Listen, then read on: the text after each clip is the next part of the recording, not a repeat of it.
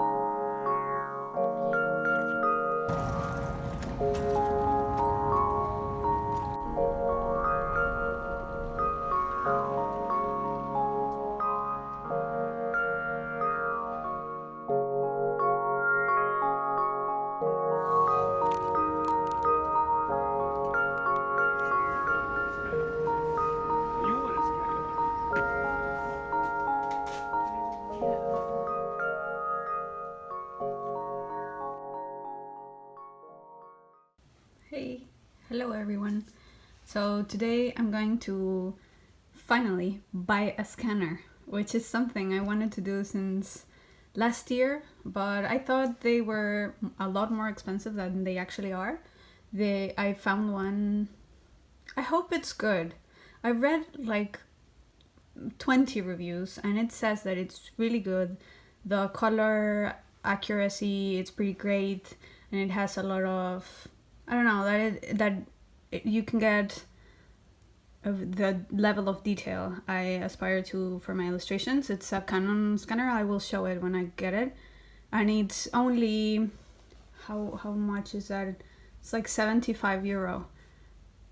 And I know I should be investing in like a better scan if it's part of my job, but right now that's not possible. And I actually use the scanners from my school for most of my work, and they're like perfect, pretty good A3 scanners, but I cannot afford that right now. So this is actually for the times that I cannot go into school because it's either closed for the holidays or it's just too much of a pain to go 2 hours out into Stockholm. So right now I'm going to get it, and I just wanted to show my outfit actually. This is a hat I bought in Mexico, and when I bought it I first thought I'm never gonna use it because in Mexico you don't really ever need a beanie. But I've used it quite a lot here. I love the color.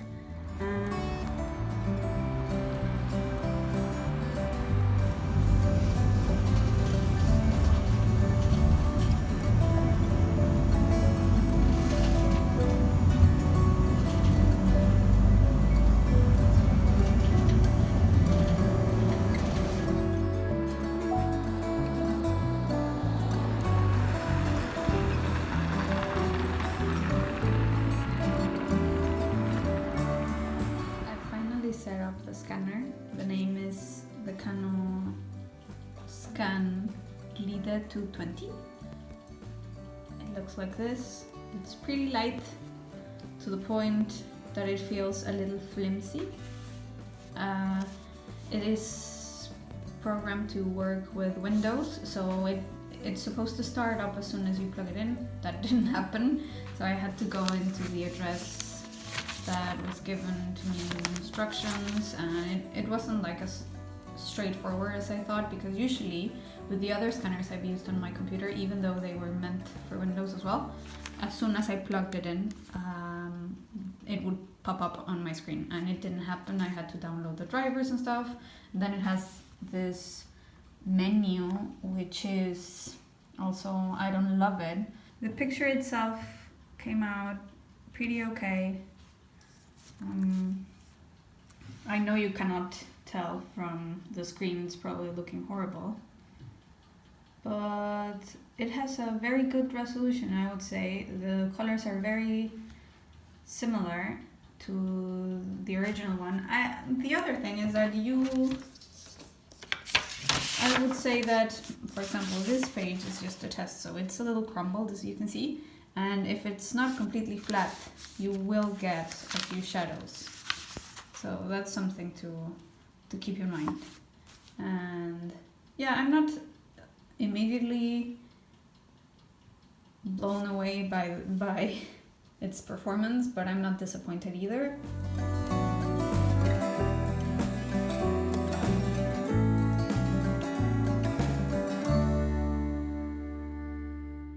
I am currently finishing some of the prompts that I still have left from Inktober. Today is November 4th, and this brings me to the topic I want to talk about today, which is feeling like a loser, or things that make me feel like a loser. And a little disclaimer: I don't think I have bad luck, that I'm a loser, that I know that complaining makes me sound like I think everything's bad or something, but I just wanted to share, because even though I don't have a very big following like anywhere on Instagram or here on YouTube, or yeah, I don't have a particularly big following, I still get a few comments every now and then from very young girls mostly that want to be illustrators, that think that I'm very successful, or that I think that's it. And I just wanted to like show the other side, because I think it's refreshing every now and again to hear the bad things, if they're not super depressing. The first thing that makes me feel like a loser is having made the Inktober prompt list and not finishing in time. I never think bad of people that don't finish Inktober in time, because in the end I ended up doing what I wanted, which is, or I will, which was doing 31 drawings and learning a few things. I wanted to do more monochromatic work and learning to use the dip pens, which I feel like I've gotten better and better at it. And yeah, I mean, it's okay, I will finish them. But since I made the prompt list, it makes me feel like a little bit of a loser. The other thing that makes me feel like a loser is having lived in Sweden for more than 1 year and not knowing Swedish. I know a lot of people who have lived here even less than that and already know Swedish. And at first I had a really bad attitude about it. I didn't ask a lot, I couldn't go to classes. I still can't go to classes because they're too expensive. And it makes me feel insecure because I feel like I cannot talk to a lot of people, and I'm in situations where I make everyone switch to English. But yeah, that's like one of the things. And the final thing is my age here now, because since I'm doing a master's and I live at a university, wow, I just stained my hand, and I live at a university town, everyone almost is a student, and most of them are like 6 to 7 years younger than me. And they've done a lot of things, and I feel sometimes we're at the same level and they're so much younger than me, and I feel like I don't have a particularly good reason for starting so late. For example, I joined the student union, which I thought it's something I never thought I'd do. And my boss and everyone else is so much younger than me. I'm always scared that they will ask my age.